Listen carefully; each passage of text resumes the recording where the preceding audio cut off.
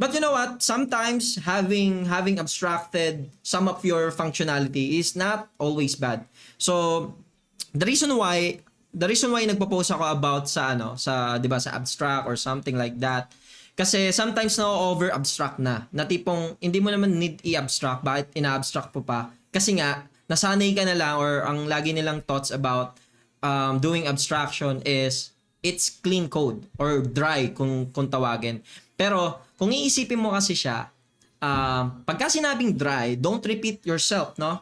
Pero sometimes yung kaka-abstract mo, hindi naman reusable yung function na yun, ba't mo pa ina-abstract? So parang yun yung point yun yung point ko na tipong doing abstraction in an early phase ng implementation is, for me, it's always a bad thing, no? You should always start putting everything in just one file first, right? And then if you think na sobrang complex, sobrang hirap niyang i-test or something, no? That's where you start doing some abstraction. But that doesn't mean na every line of your code, every 3 lines of your code, you need to have an abstraction function for that.